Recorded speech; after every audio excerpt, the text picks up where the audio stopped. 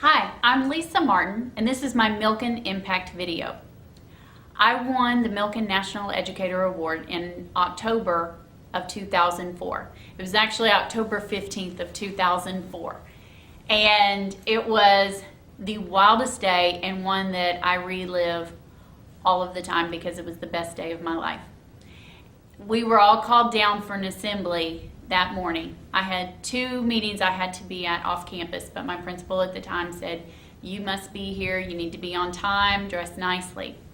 We all marched down to the cafeteria for this assembly, and it's obvious that all the rumors that had spread throughout the school were wrong. We all thought Oprah was coming. We were all leaving with brand new cars that day, and we were so super excited, and then quickly we realized we were wrong. The school is getting an award today.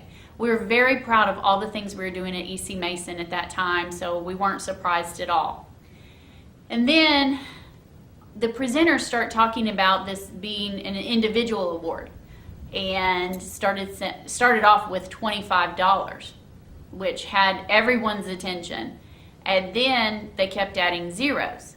And at this point, you're looking around at all these phenomenal teachers that are in this cafeteria with you, and you're thinking, how can they choose? How can they narrow this down? The person next to me, we'd had fall break the week before, and she leaned over, "Do you think it's you?" And I said, "I really don't think so, but if it is, we're all going on a cruise." Well, when my name was announced, and after my mouth just dropped out of shock, I quickly regained my composure, leaned over and said, "I was just kidding. It's not going to happen." And anyway, stood up and began this whirlwind of emotions and just tears and happiness and shock and surprise, and just, I don't think my feet touched the ground for weeks afterwards.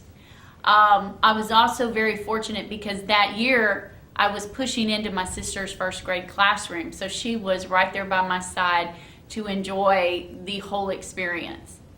Prior to winning the Milken Award, I was a kindergarten teacher for 8 years at EC Mason, and I truly thought at that time I would retire being someone who taught kindergarten for 30 some odd years. I absolutely loved it. And then a new challenge was thrown my way, and my principal asked me if I would be a literacy coordinator. I was able to train in Boston on and off throughout a year, and I came back the next year. I pushed in with first and second grade teachers, and one of which was my sister, and I worked with teachers, I worked with students, I taught the literacy block, I coached teachers. Everything literacy based, that's what I did. That's what my job encompassed. And then at the end of that 4 years, I wanted another challenge.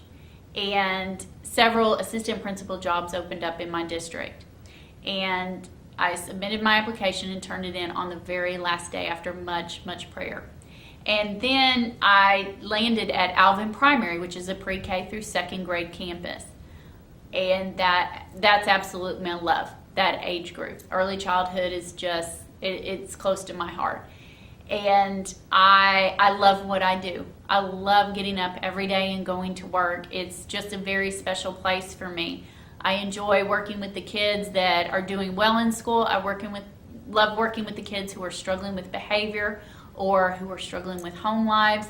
I just feel very fortunate to be doing what I'm doing. I also love to have my hand in literacy still whenever that's at all possible. Sometimes the kids will come down and read to me or bring something they've written so they can read it to me, and I absolutely love it. I think it's the best of both worlds. In 2009, I started an education scholarship at Manville, which is where I spent my first 12 years of my teaching career. And I wasn't able to go in 2009, but in this year, I was able to award my scholarship to one of my former kindergartners. And that night just absolutely touched my heart. It was so overwhelming seeing all the students there, but when I was able to call him, up to receive my scholarship, I just completely lost it. And that night I told the group of people that were there that I was just so honored and just so proud to be an educator. The Milkens taught me that I need to give back. They blessed me, and so it's my job to pay it forward, and I try to do that each and every day. Whether it's noticing little things that the kids have done, lost a tooth, had a haircut the night before, have on new shoes, whatever it is, I try to acknowledge that. And with the teachers, we try and do special things all the time, and sometimes they go above and beyond, and so you definitely try to acknowledge that in some shape or form or fashion.